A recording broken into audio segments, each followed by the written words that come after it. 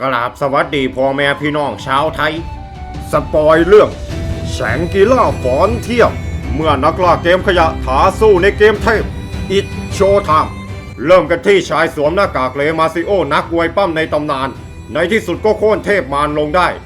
ส่วนเจ้าหญิงก็ปลื้มน้ำตาแตกเป็นเพราะคุณเลยเนาะแต่ว่าบักสันลาคูได้ใส่สนนองต่อเข้าไปคมเหมือนซาบงบาดมือเฮ้ยเธอนี่แหละคือเทพมารตายกันซะแล้วภาพได้ตัดมาที่พระเอกฮิซึโตเมะลาคุโระเขาคือนักล่าเกมขยะในที่สุดก็เคลียร์เฟขยะได้แล้วโว้ยกว่าจะเคลียร์เสร็จก็ถึงเช้าพอดีเขาเลยต้องไปโรงเรียนที่นั่นมีคนรอยกมือดักกวกมือเรียกทรงนี้นางเอกแน่นอนแต่ว่าหนาเสียดายเธอโดนเพื่อนพระเอกปาดหน้าเหมือนฮอนด้าแข่งกับยามาฮ่าหลังจากเลิกเรียนไซกะเลเธอก็ได้ไปที่ร้านขายเกมที่ผัวเธอชอบไปแวะอยู่บ่อยๆนะพอเข้ามาปุ๊บเจ้าของร้านก็แซวว่าแม่เสียใจด้วยนะเขาไม่ได้มานะ เจ๊เจ้าของร้านก็บอกว่าคู่ต่อสู้ของเขาคราวนี้คือเกม300บัค3ล้านแถมลาดบอสยังบังคับให้ใส่แต่กกนกางเกงในเขาคงจะใช้เวลาอีกนานกว่าจะเคลียร์เกมเฟขยะได้นะพูดยังไม่ทันขาดคำฮิซึโตเมะคุงก็ได้โผล่มาที่ร้านเพื่อหาเกมขยะอีกครั้งส่วนเลจังนี่สู้หน้าผัวไม่ค่อยได้หายตัวจากนั้นฮิซึโตเมะคุงได้เริ่มบรรยายถึงเกมขยะให้เจ๊เจ้าของร้านฟังเจ๊เลยแนะนำเกมแสงกีฬาฟอนเทียมเกม VR Full Day ที่มีผู้เล่นลงทะเบียนมากกว่า30ล้านเรียบร้อยเสียเงินหลายร้อยเลยมึงแล้วเหมือนว่าเลจังนั้นจะเล่นเกมนี้ด้วยเจ๊เจ้าของร้านก็เลยหันไปหาเลจังเจ๊ชงให้เข้มๆแล้วนะยะหลังจากที่ซื้อแชงกิล่าฟอนเทียมาบักคิสโตเมะก็ได้มาดูข้อมูลเล็กน้อยแล้วเข้าเกมแม่งเลยพอล็อกอินเข้ามามีอาชีพให้เลือกตั้งเยอะแยะแต่แม่งไม่เหมือนประเทศไทยไม่ให้กูเรียกนายกเลยเว้ยเขาได้เลือกอาชีพทหารรับจ้างดาบคู่แล้วผู้พเนจรส่วนแฟชั่นนั้นก็มีมากมายแต่งไปแต่งมากลายเป็นกุ๊ปป่าซาไกอ้าวงานนี้วงการไก่ชนต้องสั่นสะเทือนกันเลยไก่แม่งมีกล้ามแล้วไม่ว่าจะเล่นเกมไหนเขาก็จะตั้งชื่อซันลาคุแต่งตัวเสร็จเข้าเกมมาก็เกิดกลางป่าแบบงงซันลาคุก็งงปกติต้องฝึกสอนก่อนไม่ใช่หรอดูเหมือนว่าซันลาคุคงไม่รู้ว่าถ้าเรียกผู้พเนจรมันจะเกิดแบบซุ่มเกิดในป่าเขาต้องเดินไปที่เมืองในระหว่างเดินไปที่เมืองในจังหวะที่เผลอกอบลินก็จะแทงเธอข้างหลังและซันลาคุเขาก็หลบได้จากนั้นเขาได้ติดตั้งดาบคู่พร้อมสู้ก่อนจะเกิดต้องโดนเปิดจนดับแล้วด้วยสกิลเพย์ของเขาทำให้จัดการกอบลินได้อย่างง่ายดายพร้อมได้ของดรอปเลเวลอัพอาวุธที่ดรอปมานั้นค่าความทนเหลือแค่ครึ่งหนึ่งทันใดนั้นเองจู่ๆพุ่มไม้ก็สั่นดอกๆแดกๆน่าสงสัยจังว่ามีคนซ้ำเต็งกันหรือเปล่าที่ไหนได้เกือบโดนกระต่ายกระซวกคอเขาให้กระต่ายได้หันเข้ามาจู่โจมเขาอีกครั้งแต่ว่าซันลาคุได้รีเฟกวัยรุ่นสวนกลับไปติดไข่เต็มเลเวลอัพสกิลใหม่แฟตคอร์เตอร์หรือแพรี่นั่นเองในตอนนั้นเองเขาก็นึกขึ้นได้เล่นมาเป็นชั่วโมงแล้วยังไม่เจอบั๊กเลยโอ้สมแล้วที่เป็นเกมเทพนะน้ำตาจะไหลกูปลื้มชิบหายเลยแต่ว่ากระต่ายตัวนี้นั้นดันไม่มีของดอกซันลาคุนั้นอยากได้มีดสังหารจากกระต่ายมากซึ่งมีดสังหารมีโอกาสดรอปแค่ 5%ซันลาคุเลยฟาร์มมาเลยแม่ง50ตัวจนเวล12ในที่สุดเขาก็ได้มาแล้วดูเหมือนว่าซันลาคุฟาร์มแถวนี้เวลจะไม่ขึ้นแล้วเขาเลยจะกลับไปที่เมืองแต่เมืองที่หนึ่งนั้นอยู่ไกลเหลือเกินเขาเลยไปเมืองที่2เลยละกันทว่า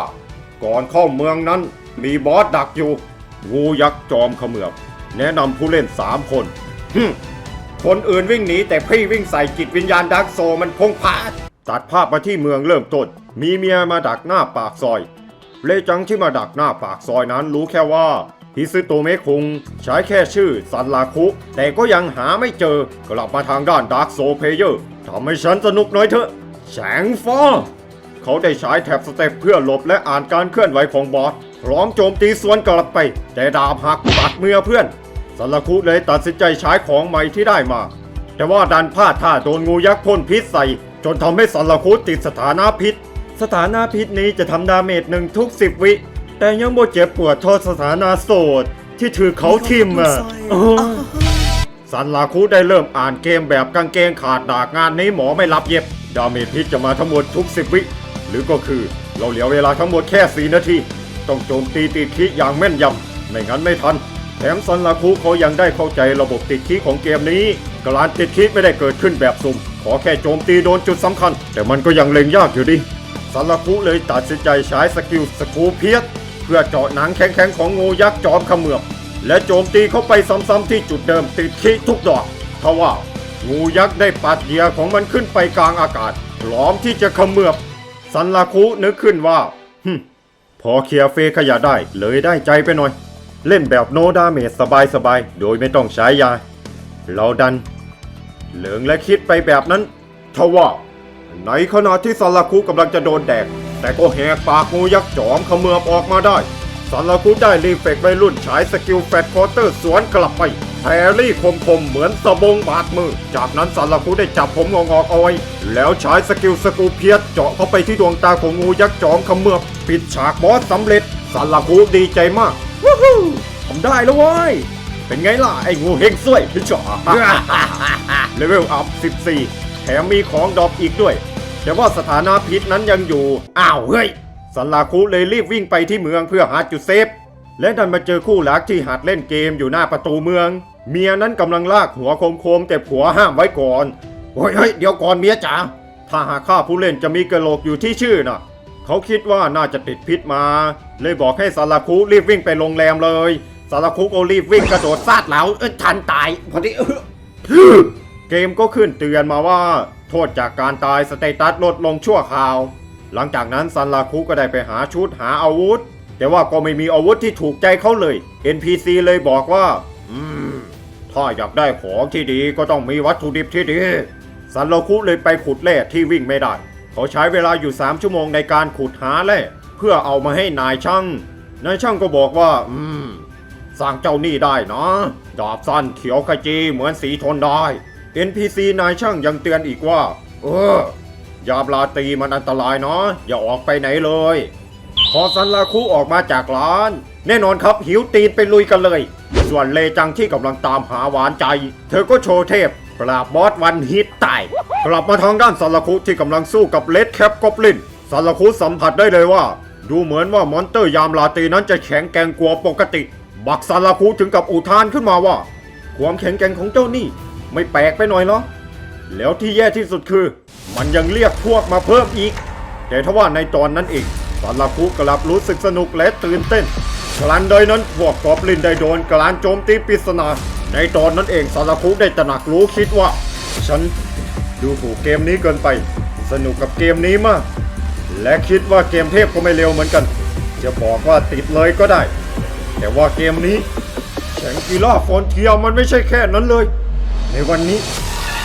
ในวินาทีนี้ฉันได้สัมผัสถึงแชงกีล่าฟอนเทีย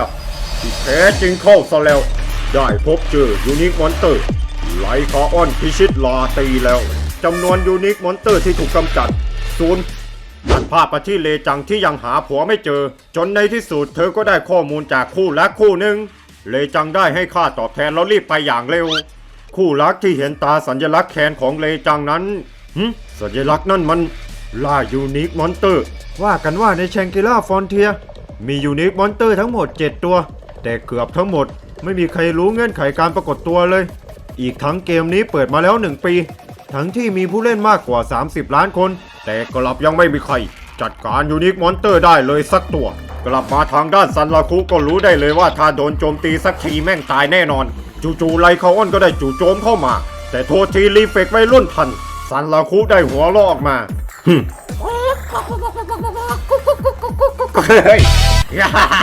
เห็นบอกว่าเป็นยูนิคมอนเตอร์แต่ไม่เห็นจะเท่าไหร่เลยนี่วะแต่หัวใจนั้นลงไปอยู่ตาตุ่มแล้วเกือบไปแล้วถ้าไม่ได้สกิลจัดเพลลี่คงตายไปนานแล้วแน่ๆในระหว่างคิดอยู่นั้นไลคาออนก็ได้จู่โจมมาเกือบซันราคุหลบไม่ทันจากนั้นซันราคุได้เปลี่ยนอาวุธเอาจริงเลยแล้วกันจนสามารถทำดาเมจติดคีไป1ครั้งทว่าไลคาออนนั้นยังมีความสามารถในการหายตัวอันนี้เป็นการเดาจากผมเองผมไม่รู้ว่าพระเอกมันสังเกตเห็นหรือเปล่าณช่วงเวลาที่แสงจันทร์ไม่สาดส่องไลคาออนจะหายตัวแล้วปรากฏออกมาในช่วงที่แสงจันทร์สาดส่องลงมาณเวลานั้นซันราคุได้เข้าต่อสู้กับไลคาออนพิชิตลาตีแบบโนดาเมจหลบการโจมตีครั้งแล้วครั้งเล่า ไม่รู้กี่ครั้งต่อกี่ครั้งทั้งที่ซันลาคุโจมตีติดขีไปมากกว่า200ครั้งแม้แต่อาวุธวอลปานช็อปเปอร์ก็ยังจะพังเสียก่อนทั้งที่ทำถึงขนาดนั้นแต่ไลคาออนพิชิตลาตีก็ไม่มีท่าทีที่จะสยบลงง่ายๆจนทำให้ซันลาคุนั้นคิดว่าจะว่าไปเจ้านี่มั่นใจเลยว่าไม่ใช่คู่ต่อสู้ที่เราจะท้าทายไว้แต่ถึงอย่างนั้นเขากลับรู้สึกตื่นเต้นยืนการ์ดที่จะเผชิญหน้ากับไลคาออนพิชิตลาตีซันลาคุได้หลบการโจมตีทั้งหมดของไลคาออนแล้วเล็งไปที่ดวงตาทว่าไลคาออนหลับตาหลบดาเมจอ้าวเฮ้ยซันลาคุที่พลาดโอกาสไปแล้วเขาคิดว่าระยะนี้โจมตีไม่โดนแน่ทว่าจู่ๆไลคาออนก็หอนแสงจันทร์ได้หายไปภายใต้เสียงหอนของไลคาออนพิชิตลาตีนั้นซันลาคุไม่สามารถขยับตัวได้ณเวลานั้นแค่ชั่วพริบตาเดียวไลคาออนได้โจมตีซันลาคุจนหมดทางสู้กันเลยเลือดเหลือหนึ่งเพราะว่าค่าความโชคดีที่อาบไว้เยอะซันลาคุได้ตัดสินใจว่าจะลาดบอสหรือเนื้อเรื่องนะช่างมันถึงตอนนี้จะไม่ไหวแต่สักวันฉันจะจัดการแกให้ได้จนกว่าจะถึงตอนนั้นอย่าถูกใครจัดการไปก่อนละไลคาออนพิชิตลาตีหลังจากนั้นซันลาคุได้ฟื้นขึ้นมาพร้อมคำสาปของไลคาออนมาร์กิ้งผลของมันก็คือสวมใส่เครื่องป้องกันไม่ได้มอนเตอร์ที่เลเวลต่ำกว่าจะหลบหนีผู้ที่ถูกคำสาปของไลคาออนบทสนทนาของ NPC จะถูกปรับเปลี่ยนบริเวณที่ถูกคำสาปจะต้านทานเวทได้สามารถคลายคำสาปได้โดยคำอธิษฐานของสตรีศักดิ์สิทธิ์หรือเอาชนะผู้ที่มอบคำสาปซันลาคุเขาได้เดินมาท่ามกลางทางตะโกนว่านี่มันเกมขยะไม่ใช่หรือไงใจเย็นก่อนจากนั้นซันลาคุก็ได้มาดูสเตตัสของเขาดูเหมือนว่าแค่สู้กับยูนิคมอนเตอร์ก็ได้ค่าประสบการณ์เยอะพอตัวเลยในตอนนั้นเองได้มีกระต่ายโผล่มาพาไปเจอประตูยูนิคซี่นาริโอบัตรเชิญสู่อาณาจักรแห่งกระต่ายเหมือนซันลาคุเคยได้ยินมาว่าจากที่หาข้อมูลมานะยูนิคซี่นาริโอมีของชั้นเลิศแถมมีแคนจำนวนมากตามหายูนิคซี่นาริโอจนเลียดตาแทบกระเด็นเอาไปลุยเลยละกันพอซันลาคุเข้าไปแล้วมันเพิ่งขึ้นป้ายแจ้งเตือนเลเวลแนะนำ80ว่าซันเอาพระเอกกูเลเวล28เย็ดเคขี้ศักดิ์สิทธิ์หลังจากที่เขาเข้ามาสิ่งแรกที่เห็นก็คือเมืองที่เต็มไปด้วยกระต่ายในตอนนั้นเองได้มีน้องกระตุยชื่อเอมุจังเข้ามาทักเธอนั้นเป็นเหมือน FC ซันลาคุที่สู้กับไลคาออนสุดยอดมากเลยนะคะคุณซันลาคุวิญญาณแห่งวอลปาลุกโชนเลยค่ะจากนั้นเอมุจังได้นำทางไปพบกับหัวหน้าและบิดไวเอสแล้วภาพได้ตัดมาที่เลจังก่อนที่เลจังจะเริ่มเล่นแชงฟลอร์เจมานะเจ้าของร้านขายเกมได้ป้ายยาเลจังไปว่าคืองี้เนาะปัจจุบันนี้ถ้ามวนจะรอตัวผู้ระวังนกคาบไปแดกนะยะเพราะงั้นลองแข็งแกร่งขึ้นจนสอนดิสโตเมะคุงได้ดีไหมล่ะเนี่ยเจแนะนำเกมนี้เลยนะและนั่นทำให้เลจังมาเล่นแชงกิลาฟอนเทียเพื่อตามหาหวานใจเข้าช่วงปิดเทอมฮิซึโตเมะเริ่มหาข้อมูลเกี่ยวกับยูนิคซี่นาริโอของเขานั้นต่างออกไปไวเอสได้เสนอว่าแกสู้กับเจ้าหมานั่นมาใช่ไหมแกมีจิตวิญญาณวอปาน่าดูเลยนี่ถ้าหากแกสนใจฉันจะฝึกให้อย่างดีเลยนะซันลาคุตอบตกลงทันทีขอฝากตัวด้วยครับลูกพี่ไวเอสถูกใจมากที่โดนเรียกว่าลูกพี่จึงบอกให้ซันลาคุเรียกฉันว่าแวดก็ได้จากนั้นลูกพี่แวดก็ได้สั่งให้เอมุจังเป็นผู้ดูแลของซันลาคุเอมุจังก็กล่าวว่าจะพาซันลาคุชมเมืองสักหน่อยแต่ซันลาคุต้องขอตัวไปพักก่อนพร้อมหาข้อมูลเพิ่มทว่าก่อนไปลูกพี่แวดได้สวมปลอกคอแห่งวอปานคือได้รับค่าประสบการณ์น้อยลงแต่ถ้าเลเวลอัพแล้วก็จะได้แต้มอัพสเตตัสเพิ่มมากขึ้นถึง 2.5 เท่าจากที่ดูเหมือนจะไม่มีข้อมูลเลยซันลาคุนั้นเหมือนจะเป็นคนแรกหลังจากนั้นได้มีเพื่อนที่ชื่อคัตโซชวนมาหนึ่งในเกมที่มีชื่อว่าท้องผุเกมท้องผุนั้นบั๊กเยอะมากพวกเขาสู้กันแบบใครใช้บั๊กเก่งกว่ากันเมืองชนะระหว่างสู้ซันลาคุก็โดนแขนที่ขาดไปแล้วทำดาเมจจนแพ้ไปจากนั้นพวกเขาก็ได้มานั่งคุยกันซันลาคุก็ได้พูดถึงแชงกิล่าฟอนเทียคืองี้นะตามข้อมูลในบอร์ดมียูนิคมอนเตอร์สุดแกร่งทั้งหมด7ตัวและผู้เล่นที่รู้ชื่อเหมือนจะมีแค่4ตัวนะทว่าฉันเจอหนึ่งในนั้นโดนเล่นงานซะเละเลยและนั่นจึงทำให้บักคัสโซเริ่มสนใจไม่นึกเลยว่าบักซันลาคุจะเล่นแต่เกมขยะจะมาเล่นแชงกิล่าฟอนเทียด้วยแถมบักคัสโซยังส่งเมลไปบอกเจ๊ใหญ่อาเธอร์เพนชูกอนว่าบักซันลาคุเริ่มเล่นแชงกิล่าฟอนเทียแล้วดูเหมือนว่าเจ๊เพนจะเป็นสายสังหารผู้เล่นหรือจะเรียกว่า PK ตัดภาพมาที่ซันลาคุ เขาคิดจะฟาร์มเวลก่อนที่ผู้เล่นจะเพิ่มขึ้นอีกเพราะว่าช่วงนี้ช่วงปิดเทอมนะ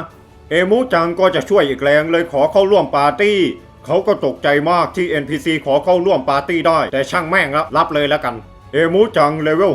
56นักเวทวอปานอยู่ๆได้มีผู้เล่นเข้ามาเห็นเขาพวกผู้เล่นที่เห็นเอมูจังน่ารักมากก็เลยถามว่าทำยังไงถึงได้มาหรอสันลาคูเห็นท่าไม่ดีรีบแถทันทีว่าคือเป็นการพูดโดยไม่ขยับปากไปแล้วเด้อทางงานนี้ก็ทางไปทางมันทว่าดันโดนถ่ายภาพเก็บไว้ส่วนพวกสันลาคูที่หนีออกมานอกเมืองได้สันลาคูอยากตรวจสอบมาร์กิ้งที่บอกว่ามอนเตอร์ที่เลเวลต่ำกว่าจะหนีทันใดนั้นก็ได้มีมอนเตอร์ที่วิ่งเข้ามาเห็นมาร์กิ้งแล้วก็วิ่งหนี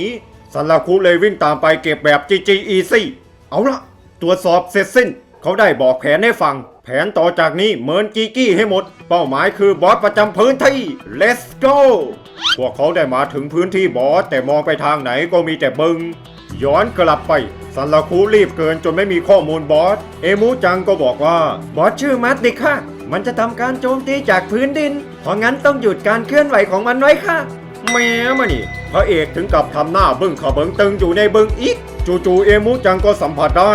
คุณสันลาคูมันมาแล้วค่ะสันลาคูได้บอกให้เอมูจังขึ้นมาเกาะบนตัวมันมาแล้วเจ้ามัดเด็กได้ปรากฏตัวออกมาทว่าลักษณะบึงของเกมนี้ถูกบังคับให้อยู่ในสถานะเดินหรือก็คือเจ้านี่กับฉัน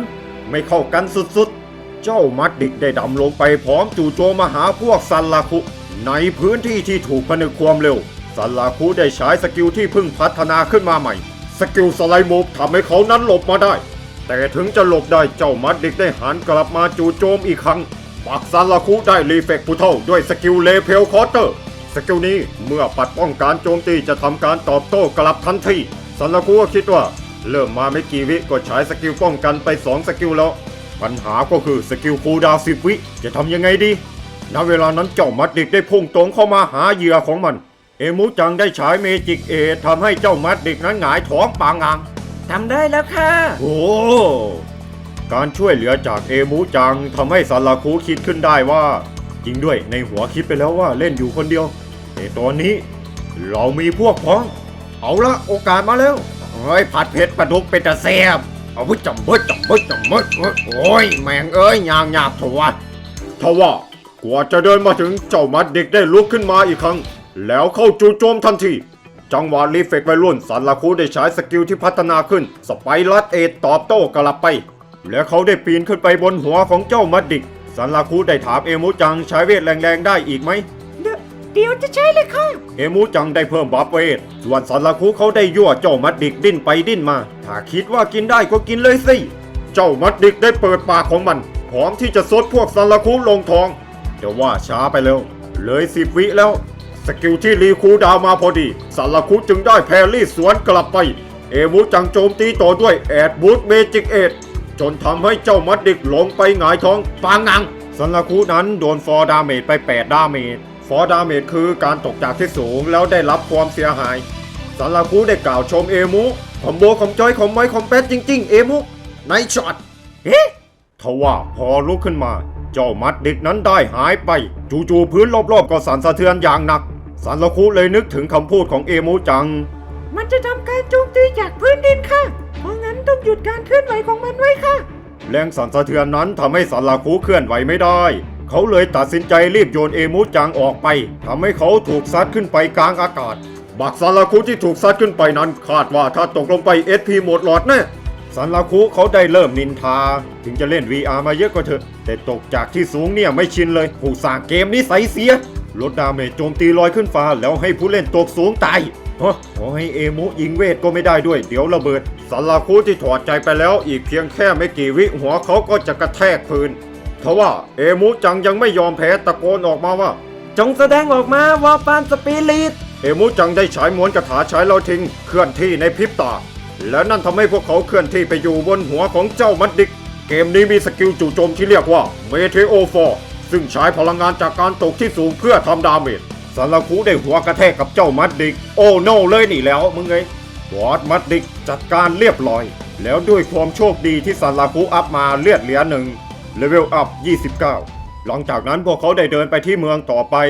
แล้วเพื่อไม่ให้ความแตกเอมูจังเลยแปลงร่างเป็นมนุษย์ ทำให้ซาลาคุรู้สึกแปลกๆไม่ได้เล่นเกมจีบสาวอยู่ซะหน่อยอยู่ๆเอมูจังได้กลับร่างเดิมเอ้าทำไมไปเร็วจังเลยเอมูจังตอบว่าเพราะมันเหนื่อยมากเลยล่ะค่ะในการแปลงร่างเป็นมนุษย์เนี่ยและแล้วในที่สุดก็ถึงเมืองเทิร์นเลมาแต่พอมาถึงหน้าประตูเมืองโดนยกมือดักกวกมือเรียกอยู่หน้าปากซอยรุ่นใหญ่แบบนี้เดี๋ยวซอยให้ทีเฮ้ยคนละซอยณตอนนั้นซันลาคุไม่รู้ตัวเลยว่าเขาโดนคนทั้งเซิร์ฟตามไล่ล่าอยู่เพราะภาพที่ถูกอัพลงไปไล่แบบนั้นตอนสร้างตัวละครไม่เห็นมีเลยนี่นาแสดงว่าเจ้าหมอนั่นเคยเผชิญหน้ากับไรเขาอ้อนมองกันเหรอโอ้ไม่กอด Amazing ซันลาคุกับเจรุ่นใหญ่เคยรู้จักกันมาก่อนในเกมสู้กับมอนเตอร์เพื่อปกป้องอาณาจักรแต่ไอเทมของเกมนี้หายากมากแม้แต่ก้อนหินธรรมดาก้อนเดียวยังหาไม่ได้ทำให้เกมนี้เกิดการปล้นของจาก NPC แล้วก็ผู้เล่นคนอื่นคนที่อยู่จุดสูงสุดก็คืออัศวินดินสอซันลาคุกับไอ้เพื่อนคัตโซเคยไปลุมกระทืบเจ๊แกมาก่อนเอาละครับงานนี้เวรกรรมไม่จริง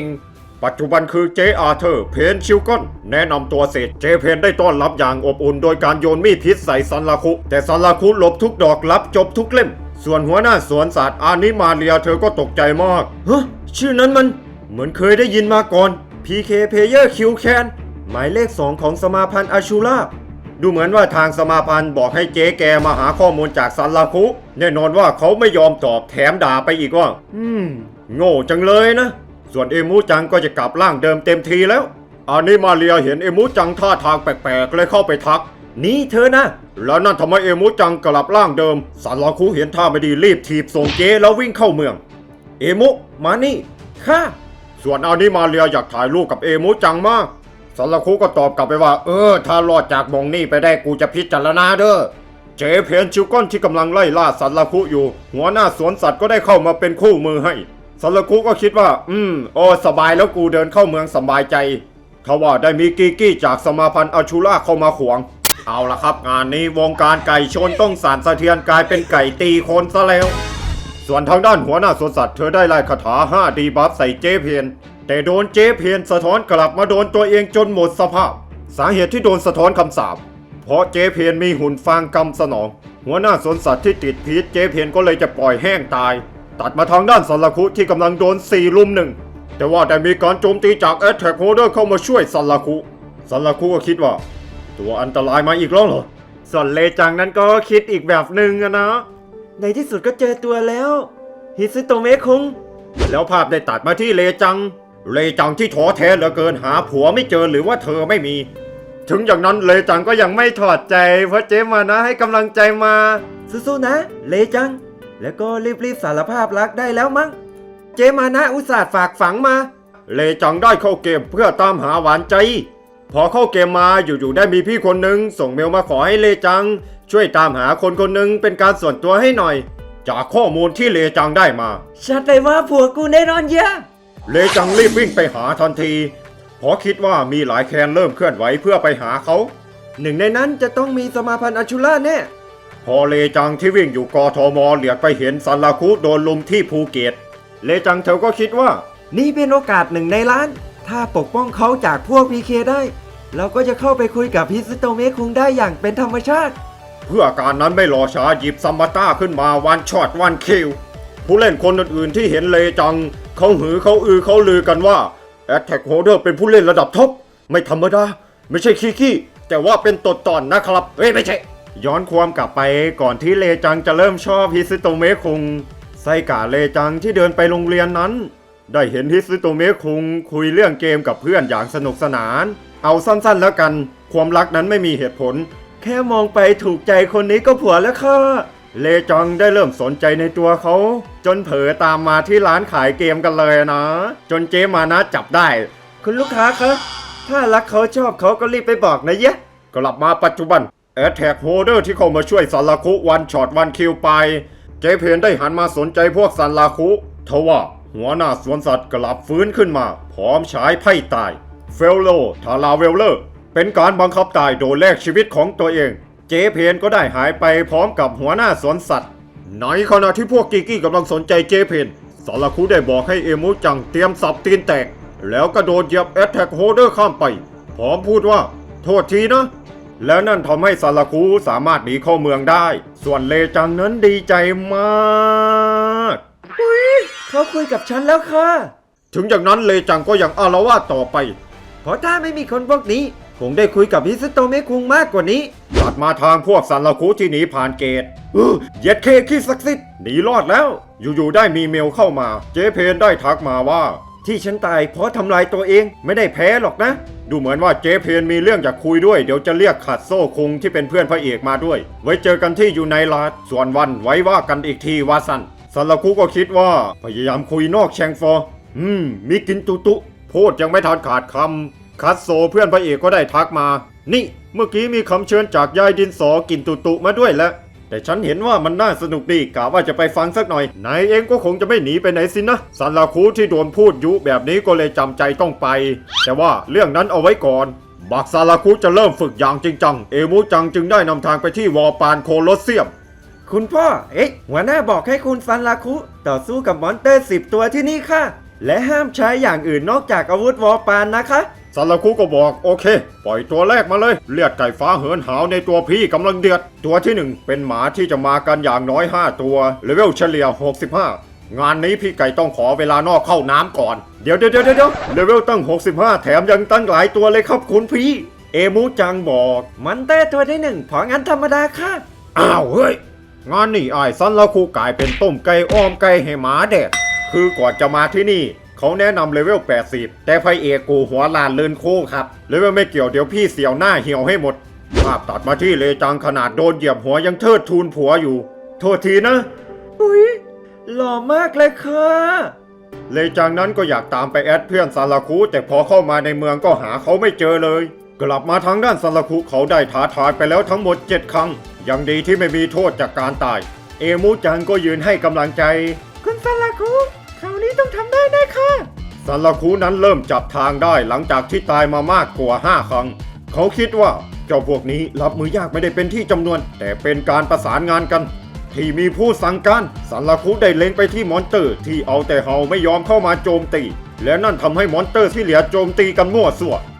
งานนี้เกมอาจจะเปลี่ยนไปเล็กน้อยพี่ไก่ซาลาคุได้เก็บเอทไปตึงๆการฝึกต่อสู้จริงตัวที่1เสร็จสิ้นคุณซาลาคุเก่งมากค่ะเหนื่อยหน่อยนะคะซาลาคุคิดว่ารอบหน้าคงไม่หลายตัวแล้วสินะต้องไปแค่ตัวเดียวค่ะตัวที่2พาราไซต์เทนตาเคิลซาลาคุถึงกับอุทานขึ้นมาว่าตัวเดียวบ้านพ่อบ้านแม่มึงเตะสรุปสั้นๆต้นต่อเป็นหนวดไม่ใช่หมีพอหลบซ้ำไปซ้ำมาจนตัดหนวดที่7ได้ตัวหมีจะหยุดการเคลื่อนไหวและเคลียร์สำเร็จท้าทายทั้งหมด4 ครั้งตัวที่5อุบาทมากโดนขี้ใส่ทีเดียวตายท้าทายทั้งหมด112 ครั้งซาลาคุได้เริ่มท้าทายไปเรื่อยๆจนในที่สุดก็ถึงตัวที่10เลเวลอัพ31ซาลาคุที่เห็นเลเวลตัวเองอัพถึงกับสติหลุดตาจะแหกดากลุงตู่ไอ้ปอกคอเฮงซวยนี่รีบส่งตัวที่10มาได้แล้วเว้ยตัวที่10นั้นลูกพี่แวะมาทักทายเองเลยเป็นมอนเตอร์ที่ลูกพี่แวะจับมาได้แวะบอกว่าตัวแกในตัวนี้เอาชนะเจ้านี่ไม่ได้แน่ๆเพราะงั้นฉันจะตั้งเงื่อนไขคือเอาตัวรอดให้ได้5 นาทีการฝึกต่อสู้จริงตัวที่10ลูเซอร์วูดเริ่มนับถอยหลังซาลาคุก็แบบแค่5 นาทีเองเหรอถ้าแค่5 นาทีผมได้100 เท่าจู่ๆเจ้าลูเซอร์ได้โจมตีมาเกือบรีเฟกวัยรุ่นไม่ทันแล้วยังไม่หมดแค่นี้เจ้าลูเซอร์ได้จู่โจมอย่างต่อเนื่องณเวลานั้นหารู้ไหมว่าในบรรดาผู้เล่นกว่า30 ล้านคนซาลาคุได้สู้กับมอนสเตอร์ตัวนี้เป็นคนแรกลูเซอร์วูดเลเวล120เอาตัวรอดให้ได้5 นาทีเอาละงานนี้เอาหน่อยไว้กว่าจะเกิดต้องโดนเปิดจนดับเริ่มมาซาลาคุได้สไลด์หลบการโจมตีเพื่อเข้าไปชิดตัวเจ้าลูเซอร์วูดแล้วโจมตีด้วยมีดทว่าดันแทงไม่เข้ามึงสักอะไรมากูมีเสื้อเพนไม่ใช่แล้วนั่นทำให้ซาลาคุคิดว่าการโจมตีกายภาพไม่ได้ผลแถมการโจมตีด้วยโซ่ถ้าโดนน่าจะติดสถานะผิดปกติส่วนกองเชียร์เอโมจังผ่านไปแล้ว1 นาทีเหลืออีก4 นาทีค่ะคุณซาลาคุเอาละขอดูหน่อยก็แล้วกันจิตวิญญาณวอปานของแกน่ะ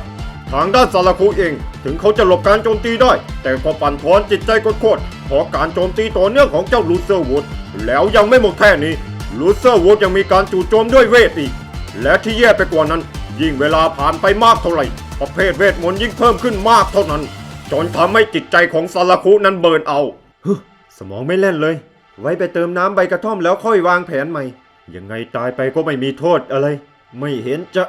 อุ๊ทว่าณเวลานั้นจิตวิญญาณดาร์กโซของซาลาคุได้ลุกขึ้นทำให้เขานึกขึ้นได้ ตั้งแต่เมื่อไหร่กัน ที่เรามัวแต่รอจังหวะมอแบบนั้น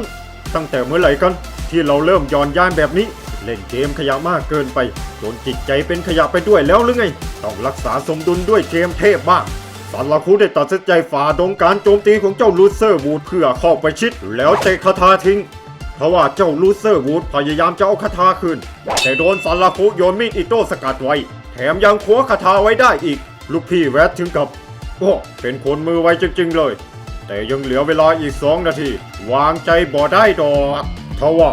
หากเจ้าลูเซอร์วูดไม่มีคาถาแล้วจะเข้าโหมดข้างทันทีการจู่โจมอย่างบ้าคลั่งของลูเซอร์วูดทำให้ซาลาคุโดนโซ่ดีบัฟจนได้อ่อนแรงเหนื่อยล้าความคล่องตัวลดลงณเวลานั้นซาลาคุรู้ตัวดีว่าตัวเองนั้นหนีไม่ได้จึงขว้างคาถาออกไปเจ้าลูเซอร์วูดได้ไปเก็บคาถาพร้อมโจมตีบักซาลาคุได้ยิ้มกวนตีน เวลาจะหมดแล้วจ้าบักกึมเอ้ย เวลาที่หมดไปแล้วจู่ๆเจ้าลูเซอร์วูดก็โจมตีมาฮะนี่เดี๋ยวเกิน5 นาทีแล้วไม่ใช่เหรอมันไม่ใช่ว่ามันจบแล้วเหรอลูกพี่แวดเลยเข้ามาจัดการลูเซอร์วูดให้พร้อมบอกว่าฉันได้เห็นแล้วล่ะจิตวิญญาณวอปานของแกซันลาคุยังงงว่าไม่ใช่ว่าการโจมตีกายภาพฉายไม่ได้ผลเหรออ้อนั่นน่ะเป็นเพราะมันถือคาถาพอไม่มีคาถาแล้วก็เหมือนไม้อ่อยไฟนั่นแหละเฮ้อแต่ยังไงซะก็ผ่านเงื่อนไขแล้วจากนั้นลูกพี่แวดได้ให้รางวัลเป็นประชาชนอันทรงเกียรติของแลบบิดพร้อมถอดปลอกคอให้กับซาลาคุด้วยเคลียร์เควสยูนิคซี่นาริโอสำเร็จมีเควสใหม่มายูนิคซี่นาริโอเอ็กต้าแต่ว่าซาลาคุนั้นก็ไม่ไหวแล้วขอตัวไปนอนก่อนเช้าต่อมาซาลาคุได้หาข้อมูลเกี่ยวกับเคสใหม่ที่เพิ่งได้มาแต่ยาวมากแม่งแทบเจาะลึกประเด็นไม่ได้แถมแนะนำเลเวล80ซาลาคุเลยตัดสินใจจะไปสำรวจเมืองก่อนแต่ FC กับพวก PK นั้นเยอะมากเอมุจังเลยแนะนำร้านน้องตัวเองเพื่อทำชุดพรางตัวให้กับซาลาคุโดยซีนนี้นั้นพระเอกได้ถอดหัวไก่เอมุจังตกใจมากแต่ว่าน่าเสียดายเขาตัดออกไม่ให้เห็นและแล้วชุดที่ได้มาโอ้ยน้องว่ามันผีผ่าห่มมากินตับเด็กหน่อยซาลาคุที่เดินมากลางเมืองเขาก็โวยวายใหญ่นี่มันไม่ดีเลยสักนิดอุปกรณ์สวมใส่เฮงสวยซาลาคุได้เปิดดูแมพดูเหมือนว่าเทอร์เลม่านั้นจะมีอยู่3ที่ 1. ถ้ำทะเลต้นไม้หลากสี 2. ทะเลสาบภูเขาไฟ 3. โบราณสถานเหล็กดำจากยุคสมัยแห่งเทพเอมุจังเธอได้แนะนำให้ไปทะเลสาบภูเขาไฟก่อนแน่นอนฮะบักซันลาคุมันหัวล้านหลื่นคูอยู่แล้วซันลาคุตัดสินใจเริ่มจากถ้ำทะเลต้นไม้หลากสีในตอนนั้นเอมุจังพูดขึ้นมาว่า เฮ้ยเหมือนเคยเจอคนคนนั้นที่ไหนมาก่อนเลยค่ะ ซันลาคุก็เอ๊ะคนเหรอหันไปดูทีเดียวถึงกับขนตูดลุกกันเลย ภาพตัดมาที่การประชุมของสมาพันธ์อาชูราหัวหน้าแคนโอสลอตได้สั่งไปว่าไปเค้นเอาข้อมูลยูนิคซี่นาริโอมาให้ได้ไม่ว่าจะใช้วิธีไหนก็ตามแต่เจเพนไม่สนใจอยากจัดการยูนิคมอนเตอร์มากกว่าแต่บักโอสลอตบอกว่ายูนิคมอนเตอร์ไม่ได้ถูกสร้างมาจัดการง่ายๆตอนนี้คนที่รู้เงื่อนไขการปรากฏตัวของมันมีแค่พวกเราแต่ถึงอย่างนั้นโอสลอตก็ได้แถไปเรื่อยเพราะไม่อยากสู้กับยูนิคมอนเตอร์จนเจเพนงอนและเดินออกไปดูเหมือนว่าเจเพนจะมีปมกับยูนิคมอนเตอร์ผู้ปกป้องสุสานเวเทอร์เอมอนกับ NPC ชื่อเซตจังกลับมาทางด้านซันลาคุที่ได้เจอกับไซเกอร์ซีโร่นั่นไซเกอร์ซีโร่หรือว่าที่เราเอาตีนเหยียบขี้หมาแห้งไปเหยียบหัวเขาไซเกอร์0ที่กำลังเดินเข้ามาซันลาคุก็อ้าวไปก่อนละเด้อฮัมเดอร์และในระหว่างที่พวกซันลาคุกำลังวิ่งหนียังมีพวกพีเคเหลือบไปเห็นแล้วไล่ตามพวกซันลาคุมาอีกแต่โทษทีด้วยสเต็ปเทพสตับขาหลอกของซาลาคุทำให้หนีพวกพีเคมาได้ทว่าดันหนีเมียไม่ได้ซาลาคุคิดว่าตายแน่ๆหลวงพี่ครับมาสวดศพผมทีคือต้องบอกก่อนนะครับว่าซาลาคุไม่รู้ว่าเป็นเลจังนะในตอนนั้นจู่ๆได้มีคำขอจากไซเกอร์0ขอเริ่มจากการเป็นเพื่อนก่อนนะคะ เลจังที่ส่งคำขอไปบิดซ้ายบิดขวามันเขินจนมองเธอไม่ไหวแต่บักซาลาคุประสาทแดกคิดว่าไซเกอร์ซีโร่ไม่หลงกลสเต็ปขาหลอกของเราปกติน่าจะพาเราขาดครึ่งไปแล้วทำไมถึงผูกมิดล่ะต้องมีแผนอะไรเนี่ยงั้นขอรับคำท้าแล้วกันรับคำท้านี้ก็คือการยอมรับเป็นเพื่อนแหมส่วนเลจังถึงกับยิ้มมุมปากเลจังเธอได้นึกย้อนกลับไปตอนที่เธอคลาดสายตาจากซาลาคุเธ เธอนึกขึ้นได้ตอนที่เธอมาที่นี่ครั้งแรกเธอไปถ้ำทะเลต้นไม้หลากสีแล้วนั่นก็ทำให้มาเจอกับซันราคุไซเกอร์ศูนย์ที่เป็นเลจังยังบอกอีกว่าถ้าไม่รังเกียจเดี๋ยวฉันช่วยพาเคลียร์นะคะบักซันราคุคิดว่าคิดจะสร้างบุญคุณแล้วทวงบุญคุณจากฉันนั้นหลบฝันไปเถอะซันราคุตอบปฏิเสธทันทีเพราะว่าไม่อยากพึ่งพลังเลเวลจากคนอื่นถึงอย่างนั้นเธอยังให้กำลังใจงั้นพยายามเคลียร์ให้ได้นะคะโอ้งั้นไว้เจอกันนะแล้วซันราคุยังได้ถามเอมูจังจิตวิญญาณวอปานคืออะไรกันเนี่ยแต่เขาก็ยังไม่เฉลยไปตามมังงะเอานะครับเขาจะได้จ้างผมต่อส่วนเลจังที่สงสัยเอมูจังแต่ไม่เห็นชื่อคิดว่าน่าจะเป็น NPC ไม่ใช่กะหรี่ที่ไหนมาล่อผัวกูแต่ไม่ว่ายังไงก็ได้ฮิซึโตเมะคุงเป็นเพื่อนแล้วก้าวหน้าขึ้นเยอะเลยค่ะเจมานะรีบสารภาพรักได้แล้วอย่าตัดภาพมาที่ซันราคุและแล้วในที่สุดก็มาถึงถ้ำทะเลต้นไม้หลากสีพวกซันราคุกับเอมูจังได้เดินรับลมชมวิวสักหน่อยแล้วซันราคุได้เริ่มฟาร์มมอนเตอร์จนช่องเก็บของเต็มแน่นอนครับเหมือนกิกกี้ให้หมดแล้วไปสู้กับบอสประจำพื้นที่ Let's go ซันราคุที่เหลียกไปเห็นใยแมงมุมเลยถามเอมูจังว่าบอสประจำพื้นที่ของที่นี่ถ้าจำไม่ผิดเป็นแมงมุมสินะเอมูจังบอกว่าใช่แล้วล่ะค่ะบอสชื่อคาวสไปเดอร์ค่ะซันราคุที่กำลังจะเข้าท้าทายแต่ว่าน่าเสียดายมีวัยรุ่นสร้างตัว3คนเข้ามาท้าสู้บอสก่อนซันราคุเข้าไปแจมไม่ได้เลยยืนดูแพทเทิร์นของบอสจนวัยรุ่นสร้างตัวนั้นตายห่างกันหมดแล้วซันราคุได้ขอให้เอมูจังยืนดูเดี๋ยวโซโล่บอสโนดาเมจเทคเดียวผ่านให้ดูบอสขาวสไปเดอร์เหมือนจะอยู่ข้างบนซันราคุเลยใช้สกิลใหม่ที่จะมีวงแหวนกุมารอยู่ที่ส้นน่องปีนขึ้นไปหาเจ้าขาวสไปเดอร์ซันราคุได้โจมตีต่อด้วยสกิลลูปสแลดต่อด้วยสกิลลัดสแลดด้วยการใช้สกิลโจมตีอย่างต่อเนื่องของซันราคุทำให้เจ้าขาวสไปเดอร์ล่วงลงไปทว่าซันราคุดันเหลียกไปเห็นหวานเจี๊ยบเจ้าขาวสไปเดอร์ที่กำลังลุกขึ้นมาจู่ๆได้มีหินหล่นลงมาอย่างต่อเนื่องแต่ซันราคุคิดว่าแบบนี้มันอีซี่เกินแล้วอีกอย่างถ้าไม่เอาชนะบอสซึ่งหน้าก็ไม่มีทางสู้กับไลคาออนได้หรอกซันราคุได้กระโดดขึ้นไปแล้วแทงกลางหลังของเจ้าขาวสไปเดอร์ขาวสไปเดอร์ถูกกำจัดส่วนบักเพื่อนคัตโซที่เพิ่งเริ่มเล่นได้จัดการบอสมัดดิกเรียบร้อยตัดมาทางเลจังกำลังฝอยพี่น้องครับฝอยกับเจมานะเธอได้รายงานสถานการณ์ให้ฟังในที่สุดก็ได้เป็นเพื่อนแล้วค่ะขอบคุณที่ให้กำลังใจนะคะแต่ว่าลูกค้าที่เดินเข้าร้านมาแต่ละทีเลจังก็คาดหวังให้เป็นผัวแต่เขาไม่มาสักทีติดเกมไปแล้วเพราะว่ามีโชคชะตาที่มิอาจเลี่ยงเลจังดันเดินไปเจอหวานใจแทบไม่ทันตั้งตัวรีบหาที่หลบด่วนเลยค่ะตัดมาที่อยู่ในหลาดเปิดการประชุมมาซันราคุกับคัตโซก็ทะเลาะกันเจเพียนเลยทุบโต๊ะเข้าเรื่องเลยละกันถ้าไม่หุบปากเดี๋ยวเอานมยัดปากเลยนะเฮ้ยเจเพียนได้เสนอมาว่ายูนิคมอนเตอร์1 ใน 7เผ่าที่แข็งแกร่งที่สุดเรา3 คนมาจัดการผู้ปกป้องสุสานเวเทอร์เอมอนกันไหมซันราคุกับไอ้เพื่อนคัตโซตกใจมาก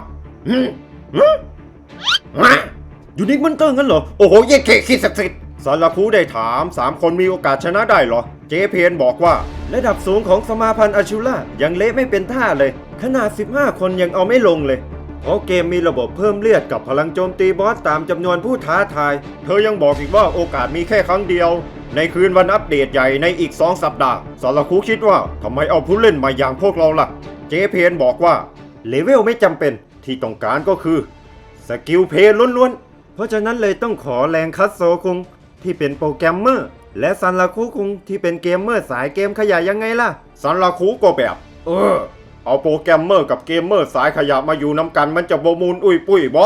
บักคัตโซเลยพูดกวนตีนเชื่อถ้าทำให้ฐานะฉันดูต่ำลงก็ไปไกลๆแล้วนะไอ้เกมเมอร์สายขยะทุย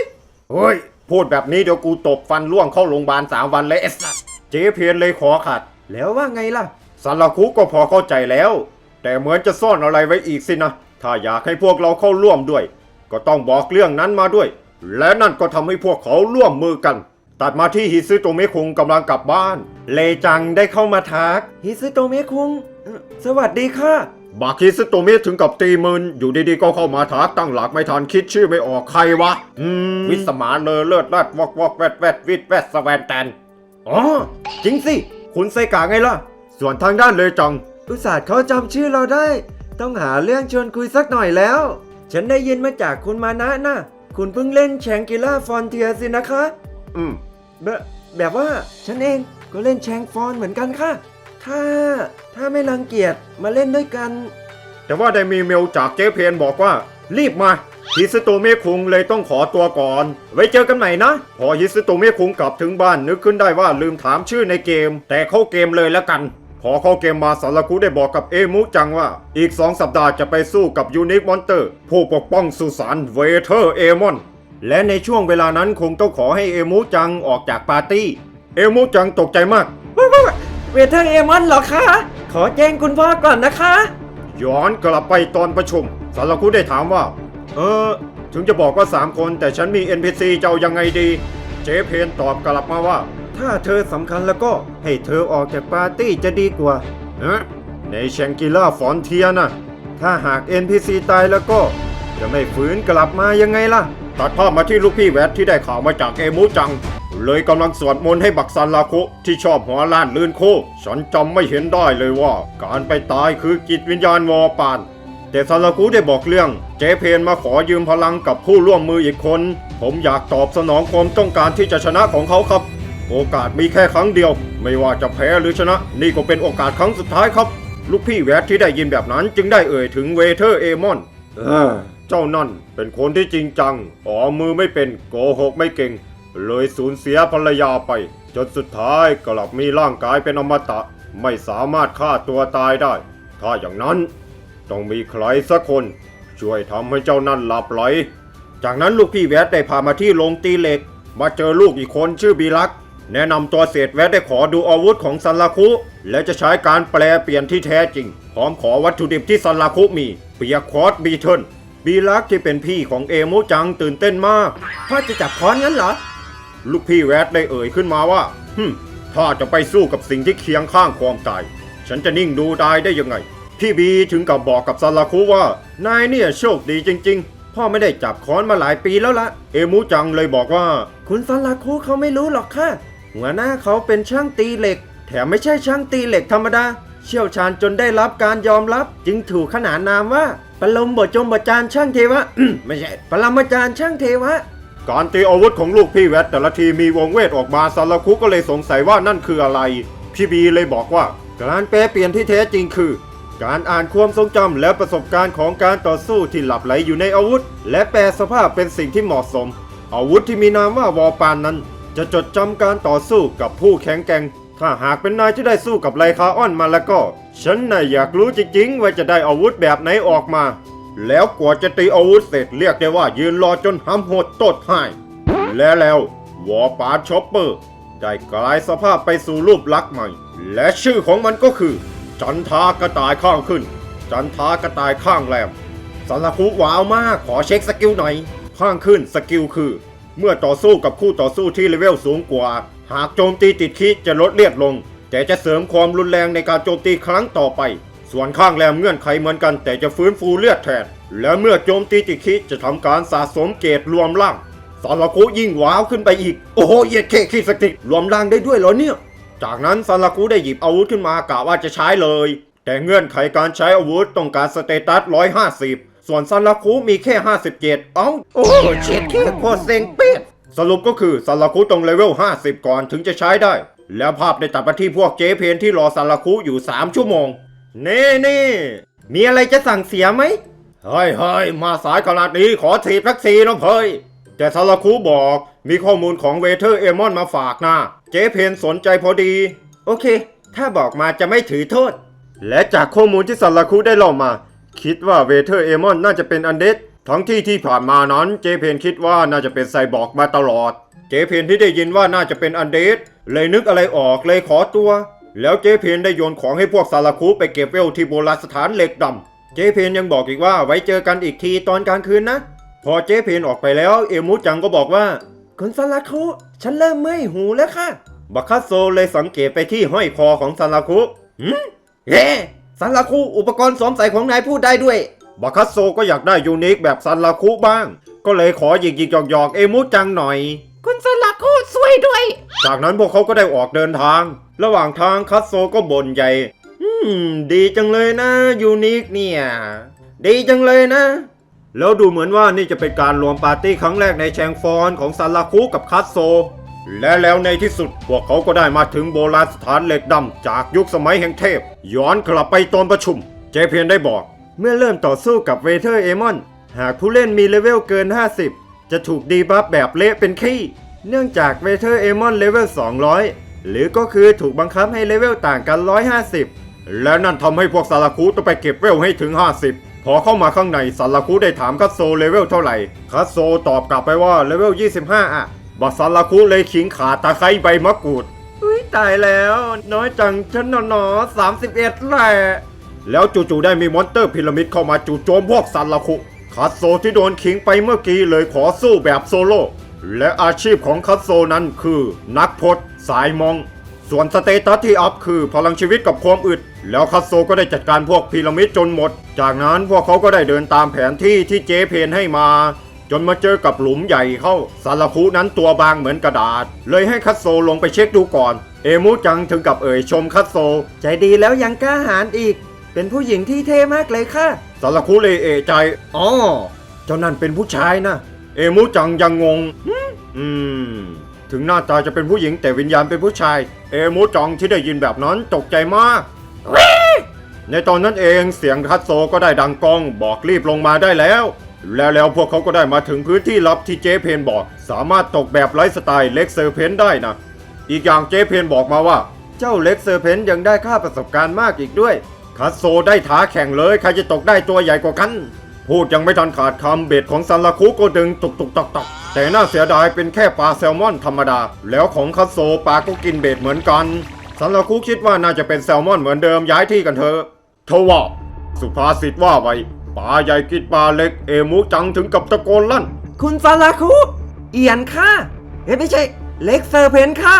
เฮ้ยคาโซเจ้านี่แหละใช่เลยวันนี้มาย่างปลาไหลแดกกันซาลาคุจึงได้โอกาสโชว์ของใหม่ย้อนกลับไปที่โรงตีเหล็กเนื่องจากอาวุธหลักของซาลาคุยังใช้การไม่ได้ซาลาคุเลยให้พี่บีตีอาวุธใหม่ให้เป็นดาบคู่ที่ทำจากวัสดุของเอ็มไพร์ควีนและชื่อของมันก็คือ เอ็มไพร์บีทวินเริ่มมาบักคัตโซที่รับหน้าที่ล่อตีนซาลาคุได้ใช้โอกาสนั้นใช้สไปรัสเอทจนทำให้เจ้าเล็กเซอร์เพนติดสถานะพิษทำลายดูเหมือนว่าดาบขวาของซาลาคุนั้นจะมีคุณสมบัติพิเศษพิษทำลาย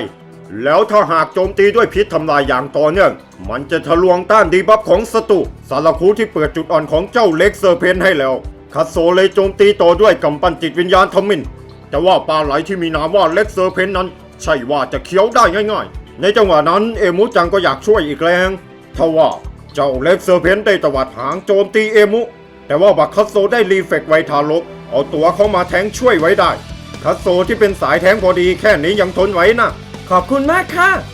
และนั่นทำให้เจ้าเล็กเซอร์เพนหันมาโจมตีคัตโซแทนคัตโซเลยใช้สกิลเลเพลคอเตอร์เพราะสกิลนี้จึงทำให้เจ้าเล็กเซอร์เพนเสียศูนย์การทรงตัวซาลาคุได้บอกโจมตีพร้อมกันตอนนี้แหละแล้วการโจมตีพร้อมกันของพวกซาลาคุทำให้เจ้าเล็กเซอร์เพนถูกจัดการสำเร็จยศสำเร็จแล้วนะคะต่างคนต่างเลเวลอัพบักคัตโซที่ได้สกิลใหม่มาเลยพูดถึงการผสานสกิลบักซาลาคุเลยงงพูดถึงเกมอื่นอีกแล้วเหรอบักคัตโซเลยบอกบัวในแชงฟอนการภาษาสกิลก็เป็นเรื่องปกตินะที่เมืองเฟิร์สเทียก็บอกอยู่บักซาลาคุที่ชอบหัวล้านหลื่นคูข้ามเมืองแรกไปถึงกับรับไม่ได้ นี่ฉันแค่ข้ามเมืองเดียวพลาดไปกี่เรื่องแล้ววะเนี่ย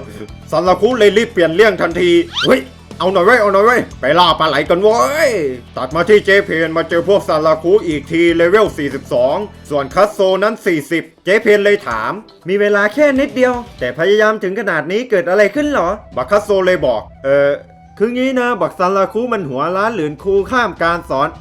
บักซาลาคุถึงกับหยุมหัวบักคัตโซมาเฮ้ยคัตโซถ้านายยังพูดอยู่แล้วก็เดี๋ยวได้แดกปลาตีนรู้แล้วนะไม่พูดแล้วจากนั้นเจเพนได้บอกอีกว่าการจะไปสู้กับยูนิคมอนเตอร์เวเทอร์เอมอนนั้นต้องไปคุยกับยูนิค NPC ก่อน